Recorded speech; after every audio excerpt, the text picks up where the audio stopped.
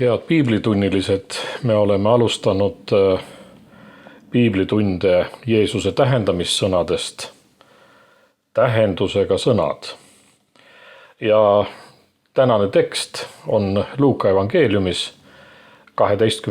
peatükis salmid 13–21. Aga keegi rahva seast ütles Jeesusele: õpetaja, ütle mu vennale, et ta jagaks päranduse minuga. Jeesus ütles talle: inimene, kes mind on seadnud teie üle kohtumõistjaks või jagajaks. Ja ta ütles neile: vaadake ette ja hoiduge igasuguse ahnuse eest, sest külluseski ei olene kellegi elu sellest, mis tal on. Ja Jeesus rääkis neile ka tähendamissõna. Ühe rikka mehe põllumaa oli hästi vilja kandnud ja ta arutas endamisi: mis ma pean tegema, mul ei ole kohta, kuhu oma vilja koguda. Ja ta ütles: seda ma teen, ma lõhun maha oma aidad ja ehitan suuremad ning kogun sinna kõik oma vilja ja muu vara ning ütlen oma hingele: hing, sul on tagavaraks palju vara mitmeks aastaks, puhka, söö, joo ja ole rõõmus. Aga Jumal ütles talle: sina arutu, sel samal ööl nõutakse sinult su hing, aga kellele jääb siis see, mis sa oled soetanud? Nõnda on lugu sellega, kes kogub tagavara iseenese jaoks, kuid ei ole rikas Jumalas. See tekst on niisugune tekst, mis räägib meile muretsemisest oma elu pärast ja sellest, kus tegelikult meie elu rikkus ja õnn ja südamerahu peituvad. Ega muretsemine toimetuleku pärast ei ole meile kellelegi võõras. Gaasihinnad tõusevad, elektrihinnad tõusevad ja me küsime, kuidas me toime tuleme. Siin on pisut teistsugune olukord, aga põhimõte on sama: kuidas ma toime tulen, kuidas ma oma elu kindlustan ja kuidas ma võin südamerahuga elada. Siin tuleb keegi õpetajalt õigust nõudma oma venna vastu, kes ei taha pärandit jagada. Ja Jeesus reageerib üsna üllatavalt.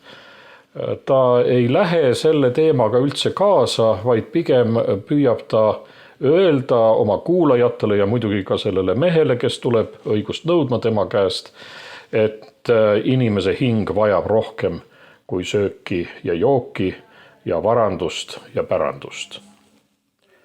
Selle tähendamissõna tuumaks on: rumalus on mitte märgata, et kõik on viimselt Jumala päralt ja me vastutame ka oma materiaalsete vahendite kasutamisel Jumala ees. Isegi rohkem on rumalus arvata, et meie hinge rahu sõltub materiaalsetest asjadest. Vaatame seda teksti salm salmilt väikeste kommentaaridega, aga mõtleme kaasa, mida see võiks meie elus ka tähendada. Õpetaja, ütle mu vennale, et ta jagaks päranduse minuga. 13. salm. See pärandus oli ilmselt maatükk, mis tuli jagada. Isa oli surnud, testamenti ta jätnud ei olnud ja nüüd kaks venda, kellel on õigus sellele pärandile, ei jõua omavahel kokkuleppele. No ma arvan, et ei ole tarvis väga kaugelt otsida neid vastuolusid, mis peredes on ka päranduse jagamisega seoses. Kas oma suguvõsast leiad selle või leiad naabrite juurest, aga väga suurt tööd ei ole tarvis nende näidete otsimisel teha. Palve esitaja ongi ilmselt noorem vend, sest tolle aja seaduste kohaselt selleks, et pärandus nüüd õiguspäraselt jagada, oli tarvis vanema venna nõusolekut ja paistab, et vanem vend seda nõusolekut anda ei taha. Ja noorem vend, tundes, et tema õiglustunnet on riivatud, pöördubki Jeesuse kui rabi poole: õpetaja, Luukas kasutab väga tihti sõna õpetaja rabi kohta. Et rabi, õpetaja. On huvitav, et see noorem vend ei ütle Jeesusele, et aita mul vanema vennaga ära leppida. Vaid ta ütleb, aita mul pärandus kätte saada. Et meile näib, nagu oleks nooremal vennal kõik selge, kuidas seda olukorda lahendada. Ta peab oma osa kätte saama ja ega tal nendest suhetest paistab väga suurt muret ei olegi. Ta teab enda arust, kuidas on õige, lihtsalt oleks tarvis selle abi nüüd natukene ja autoriteetset sõna, et tema soov saaks täidetud.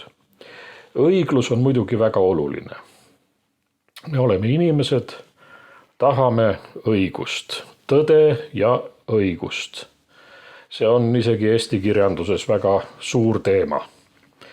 Leslie Newbegin, tuntud missioniteoloog, evangelismiteoloog, on kuskil öelnud, et meie inimeste probleem seisneb selles, et me soovime küll õiglust, aga me hindame iseenda õigusid alati natuke suuremaks kui teiste inimeste õiguseid. Ja see meie õigluse nõudmine tegelikult viimselt sellisel juhul suurendab hoopis ebaõiglust. See on inimese paradoks, see on tema vastuolu. On tarvis kedagi teist, kedagi väljaspool meie suhteid, kedagi väljaspool meie olukorda, kes tuleks ja annaks erapooletu ja tõepoolest õiglase hinnangu ja me peame alluma ka niisugusele võimalus, et keegi teine tuleb ja ütleb midagi meie suhete ja meie õigluse janu kohta. Habakuki raamatus on juttu kaldealastest, keda nimetatakse julmaks rahvaks, kes vallutab eluasemeid, mis pole nende omad ja siis, ma tsiteerin, kelle õigus ja vägi tuleb temast enesest. Ta ei allu kellelegi teisele, ta ei küsi, mis on Jumala arusaamine õiglusest või õigusest selles olukorras. Nendel kaldealastel on asi selge ja sellel nooremal vennal paistab ka, et tal enda meelest on asi selge. Probleem on selles, et meie enda õiguse janu, mis on meile nii südamelähedane, ei pruugi tegelikult olla kooskõlas selle arusaamisega, mis Jumalal asjadest on. Ja võib-olla, et ei pruugi see olla kooskõlas ka sellega, mis meile tegelikult tarvis läheb, mis tegelikult meie hingele rahu toob, mis tegelikult meid õnnelikuks teeb. Jeesus keeldub kohtumõistja rollist. Ta ütleb, et kes on mind pannud teile jagajaks ja õiguse mõistjaks. Ta on isegi tundub natukene pahane, ta pöördub selle noorema venna poole ja ütleb inimene, kes on mind pannud siia jagajaks. Tavaliselt Lähis-Ida kultuuris pöördutakse kas nimepidi või öeldakse sõber. Mul ei ole väga palju suhteid olnud Lähis-Ida kultuurist tulnud inimestega tänapäeval, aga mõned on ja kui need on head suhted, siis alati on selline viisakas pöördumine ja minu poole on ka väga tihti pöördatud ja öeldud Toivo sõber. Aga siin Jeesus ütleb inimene, isegi võttes distantsi nüüd sellest küsijast. Kui Jeesus oleks asunud noorema venna poolele, siis ta oleks põlistanud vendade vahelise vaenu. Ja ei oleks kaasa aidanud leppimisele. Aga Jeesus osutab hoopis sügavamale. Ta osutab sisemisele ebakindlusele, ärevusele, mida inimene püüab lahendada, luues materiaalset kindlustunnet. Aga see näriv küsimus, kas ikka ühel päeval jätkub või mitte, järsku tuleb puudus kätte, ei lase inimest millegi pärast lahti. Asi ei ole selles, kas meil on piisavalt. Vaid asi on selles, et meie ebakindlus, meie sisemine ebakindlus nõuab kogu aeg lisa ja lisa. See on nagu põhjatu soomülgas, kindlat jalge alust ikka ei saa.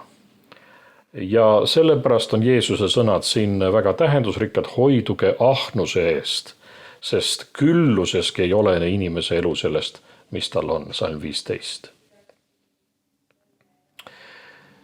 Salmis 16 öeldakse, et ühe rikka mehe põllumaa oli hästi vilja kandnud. Me tuleme nüüd selle tähendamissõna osa juurde, see on nagu luguloos.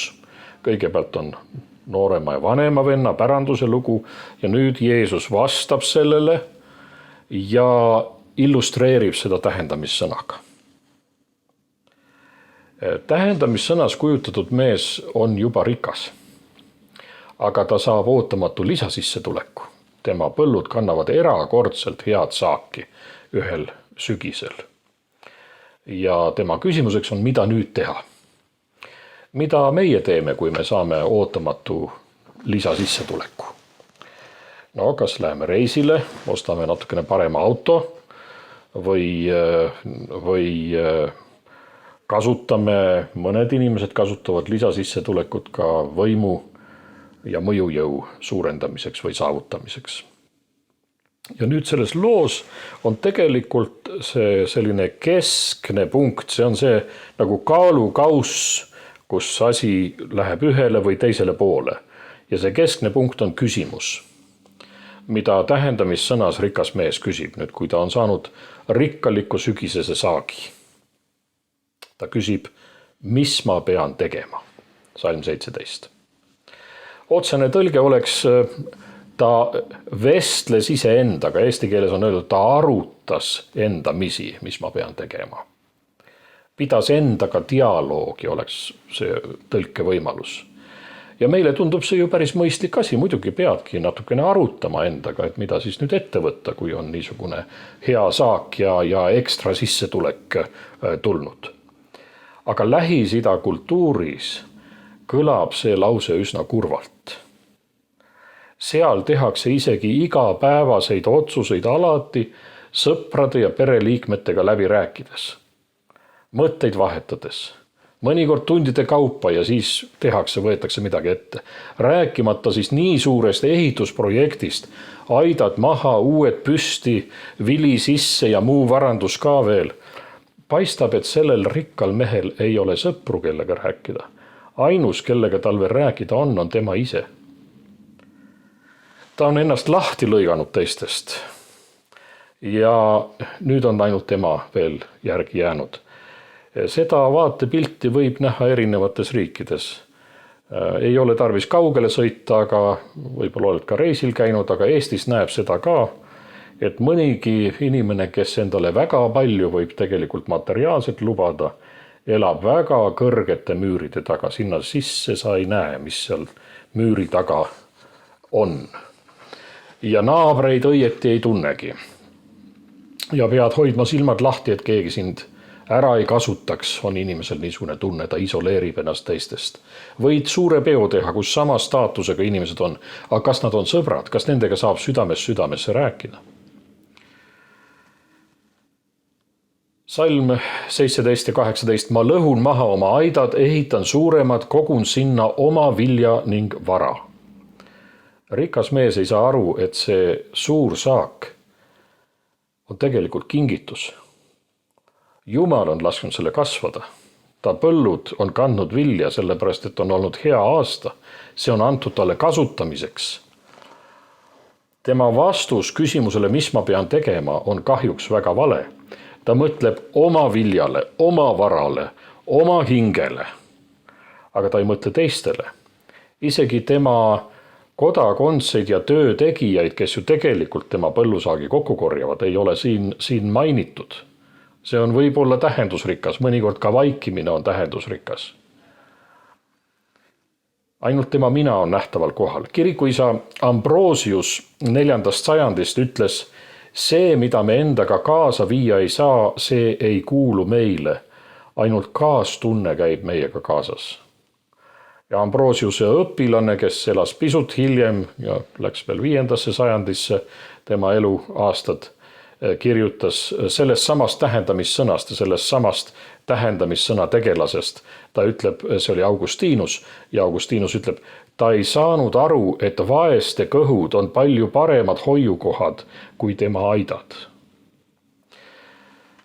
Salm 19. Hing sul on tagavaraks palju vara mitmeks aastaks, puhka, söö, joo ja ole rõõmus. Kas tuleb tuttav ette? söö, joo, ole rõõmus. Neid sõnu on piiblis kuskil kasutatud, Koguja raamatus muidugi. Koguja raamatus on kirjas, seepärast ma ülistan rõõmu, sest inimesel ei ole muud paremat päikese all, kui süüa ja juua ja rõõmus olla. See saatku teda ta vaevas tema elupäevil, mis Jumal temale annab päikese all. Aga selle mehe isegi piibli lugemine ei aidanud teda, sest ta luges piiblit selekteerivalt. Ta luges ainult selle salmi esimese poole, aga ta jättis lugemata teise poole, kus öeldakse, et Jumal annab sulle elupäevad päikese all. Ta luges ainult selle, et söö, joo ja ole rõõmus. Aga ta ei mõelnud, et elu on antud talle kingituseks. Hing siin tekstis, psüühe euroopalikus mõtlemises on see midagi, mida me eraldame, meil on nagu keha, materiaalne ja siis hing on nagu vaimne pool. Aga heebrea mõtlemises nefesh, see tähendab ka hinge õhku, elu õhku ja elu üldse. Kuidas elu hoida? Kuidas elu võiks olla rõõmus ja rahul?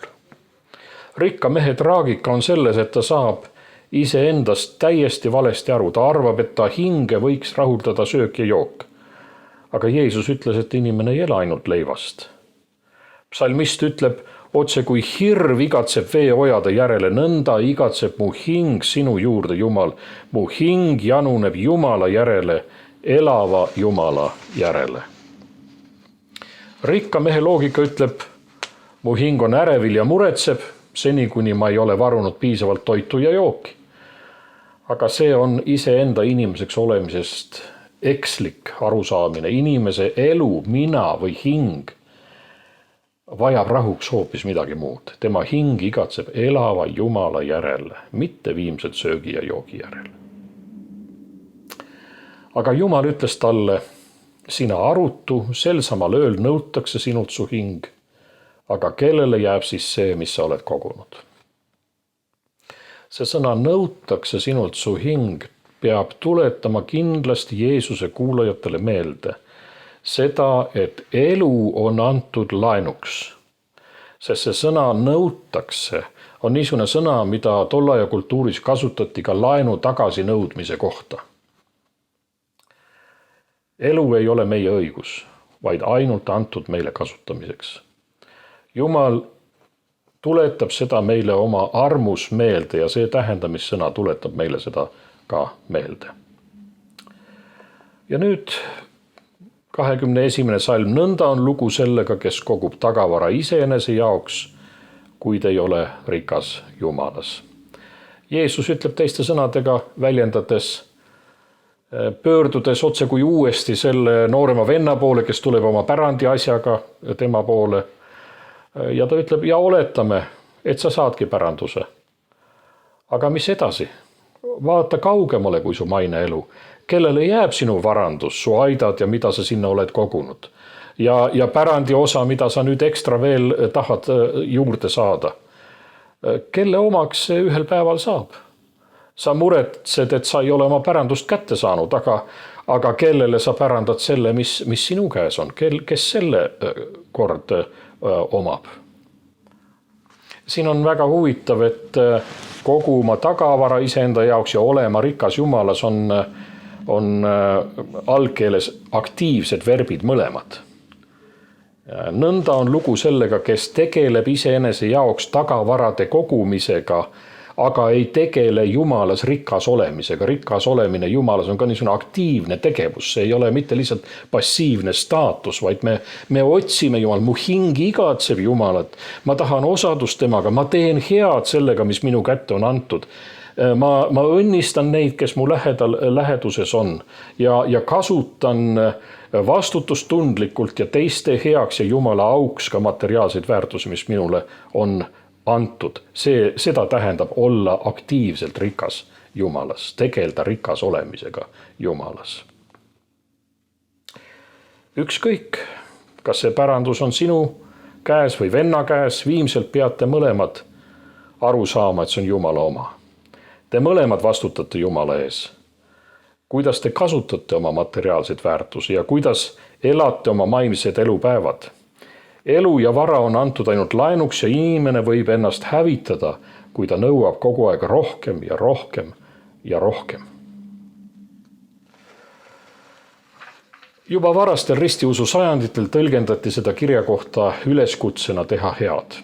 Suur saak ei olnud rikka mehe teene tema omand, vaid tema kätte antud heategemise võimalus. Kahjuks ta tahtis seda kõike endale kindlustada, oma elu kindlustada, oma tulevikku kindlustada, märkamata, et see ei tee teda õnnelikuks ega anna tegelikult hingerahu. Sellel lool on selge paralleel Matteuse evangeeliumi 25. peatükiga, looga talentidest, mis anti sulastele, et nad sellega kaupleksid ja kasutaksid seda oma isanda auks. Varanduse ja materiaalsete vahendite kasutamine Jumala auks ja kaasinimeste kasuks on viimaks õnnelikkuse ja südamerahu saladus. Seda tähendab olla rikas Jumalas. Mitte iseendale kogumine, mitte arvamine, et sellest sõltub minu rahu ja õnn ja kindlustunne, vaid see, et Jumalaga osadus vabastab meid ärevusest ja murest ja annab hingerahu. Mul on siin ka paar vestluse mõtet, nii et kui te nüüd ka jääte kokku veel ja pisut vestlete, ma loen need ka ette. Jaga oma vestluskaaslastega mõni näide, kuidas inimene võib kasutada materiaalseid vahendeid Jumala auks. Ja teine võimalus või mõlemad, kui aega on, jaga mõni näide, kuidas oma eluõnne sidumine varandusega või materiaalsete väärtustega viimselt ei too hingerahu ega õnne. Jumal õnnistagu meile seda sõna, mida oleme koos jaganud.